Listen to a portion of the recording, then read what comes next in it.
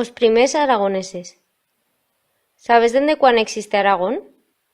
Ta trobarás primeras referencias ao territorio clamao asinas, Aragón, hemos de viachar en to pasau paso de 1000 añadas. Para cuenta, agora somos una micadilla del año 2000.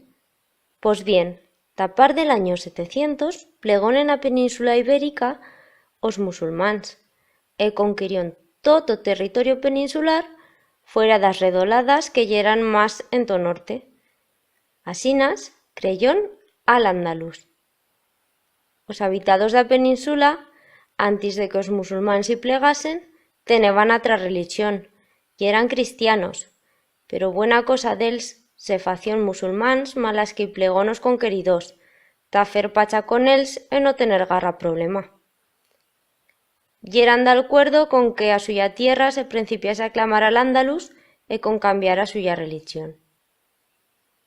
Diz que os musulmáns yeran avezaus a un horache de calor e no les feba mica goyo a fredor das montañas e por ixo no les interesó conquerir o norte da península. E ixo fació que podesen acubilasen en as montañas pirinencas uns cristianos que no yeran d'alcuerdo con os musulmáns e no quereban estar conqueríus. Istos cristianos s'organizón ta luitar contra os musulmáns e reconquerir os territorios que yeran cristianos antis de que els y estasen plegaus.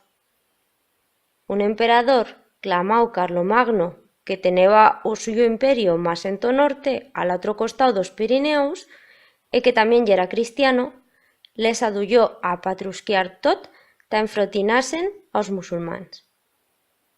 E tot isto, ¿qué tiene a veyer con o naximiento d'Aragón? Pues bien, ta organizasen bien ta reconquerir o territorio peninsular, os cristianos que yeran acubilaos en as montañas pirinencas trestallón o territorio montañés en diferents condaus. E tres d'els, que dimpués en 1035 s'achuntón en un, estión l'orichen d'Aragón. Estión o condau de Ribagorza, o condau de Sobrarbe e o condau que precisament le dio más entabán o nombre ao nuestro país, o condau d'Aragón.